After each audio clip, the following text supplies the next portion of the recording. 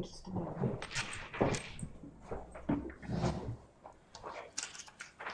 И мне хочется еще представить построение образовательного маршрута для учащихся с тяжелыми нарушениями речи в условиях интегрированного образования. И как раз этот опыт работы представляет учитель логопед Сыктывкарской школы номер 28 Агаджанян Анна Викторовна.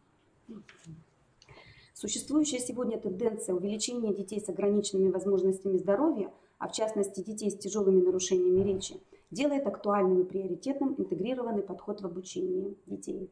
Для ребенка, имеющего различные нарушения в развитии, важнейшим является получение определенного уровня общего образования для того, чтобы, во-первых, продолжить обучение в СУЗах или вузах, и, во-вторых, поднять уровень своей конкурентоспособности на рынке труда.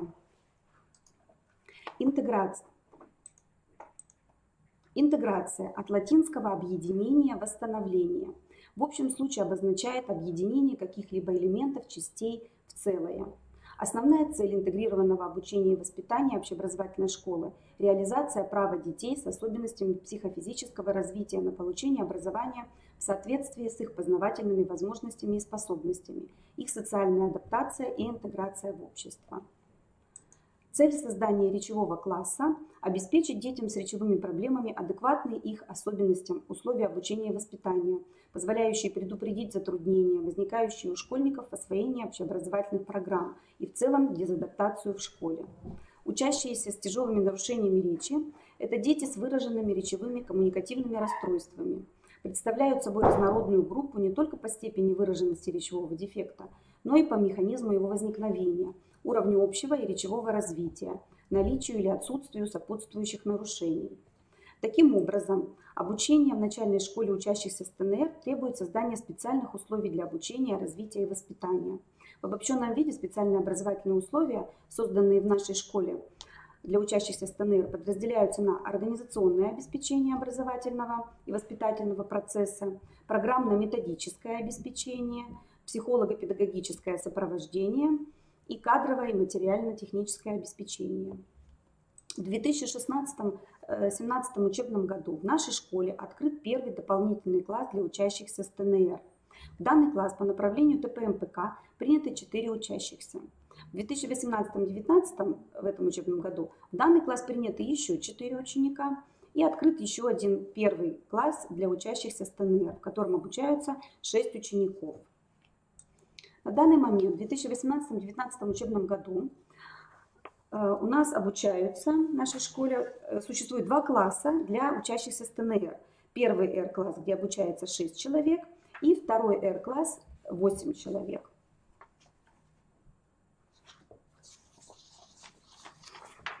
Учащиеся речевых классов обучаются по адаптированной основной общеобразовательной программе начального общего образования для детей с ТНР, вариант 5.2, и по учебно-методическому комплекту «Школа России». Первый R-класс обучается по программе АОП ТНР, вариант 5.2, рассчитанный на 4 года обучения. Второй класс по программе АОП ТНР, тоже вариант 5.2, но рассчитанный на 5 лет обучения. Первый класс пролонгирован на 2 года, подготовительный и первый. Не все 4 года растянуты, а только первый класс. Выбор продолжительности обучения по АОП, вариант 5.2, осуществляется на заседании ПМПК школы, исходя из рекомендаций территориальной психолого-медико-педагогической комиссии с учетом особенностей психофизического развития и индивидуальных возможностей учащихся с ТНР к обучению в школе. Цель реализации АОП с ТНР в том, что обучающиеся с ТНР получают образование с учетом особенностей их психофизического развития, соответствующее по конечным достижениям образованию сверстников, не имеющих нарушений речевого развития, но в более пролонгированные календарные сроки, находясь среди сверстников с речевыми нарушениями и сходными образовательными потребностями или в условиях общего образовательного потока в отдельных классах, обеспечивает коррекцию нарушений развития и их социальную адаптацию. Подготовительная работа включала повышение квалификации специалистов нашей школы на курсах в Институте развития, разработку адаптированной основной общеобразовательной программы для учащихся с ТНР и рабочих программ по предметам. Кратко раскрою организацию поступления учащихся с ТНР в нашу школу. Территориальная психолого-медико-педагогическая комиссия направляет ребенка с ТНР в наше образовательное учреждение. При зачислении в речевой класс родители заполняют заявление на согласие обучаться по адаптированной основной общеобразовательной программе АОП ТНР. Затем проводим родительское собрание, на котором знакомим родителей с учебным планом. И родители выбирают дополнительные предметы из вариативной части учебного плана.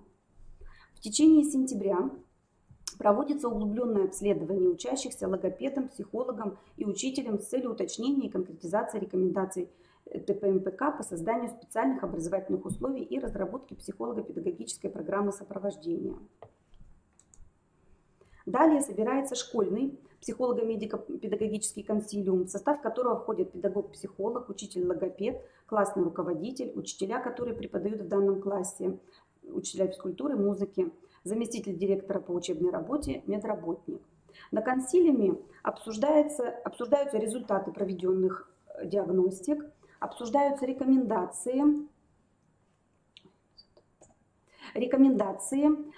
территориальной ТПМПК, составляется индивидуальный маршрут психолого-педагогического сопровождения, что позволяет нашим педагогам согласовать и принять коллективное решение о работе с тем или иным учеником. Актуальным является и проведение расширенных заседаний школьного консилиума с участием специалистов ТПМПК. На расширенном заседании мы обсуждали срок реализации АОП, а также важные аспекты взаимодействия с родителями. На индивидуальных консультациях знакомим родителей с индивидуальными планами психолого-педагогического сопровождения каждого ребенка. Ну и далее идет уже непосредственно реализация адаптированной основной общеобразовательной программы с ТНР. Рассмотрим специальные образовательные условия, созданные для учащихся с ТНР в нашей школе. В начале учебного года составляется учебный план. Особенности этого учебного плана в том, что учебный план составлен на основе нормативных документов, в том числе приказ Министерства образования и науки Российской Федерации 1598 об утверждении федерального государственного образовательного стандарта начального общего образования учащихся с ограниченными возможностями здоровья, а также СанПин, санитарно-эпидемиологические требования к условиям и организации обучения и воспитания в организациях, осуществляющих образовательную деятельность по АОП ТНР, СОВЗ. Особенностью учебного плана АОП НОУС ТНР является индивидуализация обучения и ярко выраженная коррекционно-развивающая направленность. Следующая особенность. Учебный план состоит из двух частей. Из обязательной части и части, формируемой участниками образовательных отношений, которую выбирают родители. Обязательная часть учебного плана определяет состав учебных предметов обязательных предметных областей и направлена на достижение целей начального общего образования в соответствии с требованиями ФГОС и ФГОС ОВЗ. Часть, формируемая участниками образовательных отношений, является вариативной и расширяет содержание образования. За счет нее по запросам родителей и законных представителей в первом классе введено преподавание следующих курсов: от буквы к слову, пишу правильно, мир информатики и ритмопластика по 1 часу в неделю. Во втором классе введено преподавание следующих курсов: пишу правильно, иностранный язык английский и мир информатики, тоже по 1 часу. Иностранный язык, этот час проводится как кружок во внеурочное время. И пособия, какие относятся к этой части: вот от буквы к слову, правильно пишу, тетрадочки, называются тетрадь помощницы, и информатика состоит из учебника и рабочей тетради. Следующая специфика учебного плана – это наличие в нем коррекционно-развивающей области. Коррекционно-развивающая область состоит из коррекционных курсов произношения, развития речи, логопедическая ритмика и логопедических занятий индивидуальных и подгрупповых. Данные занятия проводятся во время группы продленного дня. Произношение 2 часа в неделю, развитие речи 2 часа и логопедическая ритмика 1 час. Позже по содержанию немножко раскрою попозже. Организация образовательной деятельности учащихся с нарушениями речи проводится согласно ФГОС ОВЗ. Обучение осуществляется только в 1 смену по 5-дневной рабочей неделе. С января этого года, 2019, организовано двухразовое бесплатное питание, было одноразовое только. И безоценочная система сохраняется до конца 2 класса. Программно-методическое обеспечение образовательного процесса. Учебно-методическое обеспечение обязательной части АОП состоит из учебно-методического комплекта «Школы России». А реализация коррекционных курсов предполагает использование методических пособий. Развитие речи, 1 класс, учебник, авторы Чиркина, российская. И произношение мир звуков, учебник для 1 и 2 класса. Те же авторы Чиркина и российская. Психолого-педагогическое сопровождение. В сентябре с целью уточнения и конкретизации рекомендаций ТПМПК по созданию специальных образовательных условий и разработке психолого-педагогического маршрута сопровождения специалистами школы проводится углубленное обследование учащихся психологом, логопедом, учителем, работающим в классе. Диагностика устной речи учащихся проводилась по методике Фатековой. Называется тестовая методика диагностики устной речи младших школьников. Немножко остановлюсь на этой методике, так как для речевого класса это важно. Методика включает 8 серий проб. По результатам диагностики вычерчивается индивидуальный речевой профиль и проводится анализ развития речи каждого учащегося. Получив такой профиль, можно определить наиболее несформированные, неблагополучные компоненты речевой системы. Здесь на графике вот черным это обследование проводилось в начале учебного года, а красный график это конец учебного года. То есть вот мы видим, я наиболее неблагополучные обвела в кружочек, и сразу видно, над чем работать. Да? То есть можно сразу же и разработать индивидуальную коррекционную программу. Также удобен этот график для отслеживания динамики речевого развития и оценки эффективности коррекционного воздействия. Видим, вот какие стороны динамику, да, наиболее хорошую показывает, а где над чем еще остановиться надо поработать. На каждого учащегося учителем заведена папка с индивидуальными планами, маршрутами психолого-педагогического сопровождения. В течение года для учащихся с ТНР организованы коррекционно-развивающие занятия со специалистами. Это индивидуальные и групповые логопедические занятия, логарифмические занятия, занятия с психологом, ритмопластика. С целью профилактики школьной дезадаптации психологом проводятся групповые занятия, а также коррекционно-развивающие занятия, направленные на формирование коммуникативных навыков. Используются игры и упражнения на развитие коммуникативных навыков, произвольного поведения учащихся. Занятия проводятся в сенсорной комнате, в игровой форме продолжительностью 30-35 минут, нацелены на развитие эмоционально-личностной сферы учащихся, формирование доброжелательного отношения друг к другу. В результате период адаптации проходит достаточно благоприятно. По результатам диагностики школьной тревожности и признаков дезадаптации не наблюдалось у учащихся. Логопед проводит групповые занятия по курсам произношения и логарифмика, а также индивидуальные логопедические занятия. Индивидуальные занятия проводятся с одним учащимся в течение 20 минут и не менее 2 раз в неделю. Коррекционный курс произношения предусматривает формирование следующих составляющих речевой компетенции учащихся с ТНР: произносительной стороны речи, языкового анализа и синтеза, сложной слоговой структуры слова и фонематического восприятия. Курс «Логопедическая аритмика» направлен на преодоление нарушений речи путем развития, воспитания и коррекции нарушений координированной работы двигательного, речедвигательного и слухового анализаторов в процессе интеграции движений, музыки и речи. Коррекционный курс развития речи тесно связан с учебными предметами области филологии и направлен на поэтапное формирование речевой деятельности учащихся во всех аспектах. На уроках по развитию речи учащиеся получают не только знания о нормах общения, но и практическую речевую подготовку. Данный курс проводит учитель. Особое внимание уделяется укреплению здоровья учащихся. На контроле находится прохождение учащимися обследований у специалистов. Проводятся динамические часы на свежем воздухе. На логопедических занятиях проводятся физминутки с элементами ЛФК. Курс ритмопластика, кружок баскетбол. Курс неурочной деятельности ритмопластика спортивно-оздоровительной направленности способствует укреплению здоровья, совершенствованию физических качеств, определенных двигательных действий, развитию мышления, творчества и самостоятельности. В данном курсе усилена коррекционная направленность, включение элементов ЛФК. Эффективность коррекционно-развивающей работы во многом зависит от сотрудничества с родителями, законными представителями. Необходимо обеспечить согласованность с родителями в решении проблем детей. Для этих целей в течение учебного года нами использовались следующие формы взаимодействия. родительские собрания с приглашением школьных специалистов, индивидуальные консультации учителя, логопеда, психолога. В целях поддержки родителей в кабинетах логопеда, психолога, в учебном кабинете классов оформлены стенды со сменным материалом, разрабатываются и раздаются памятки и буклеты. Периодически размещаются материалы, рекомендации на сайте школы, есть страничка логопеда, в группе ВКонтакте, в электронном журнале.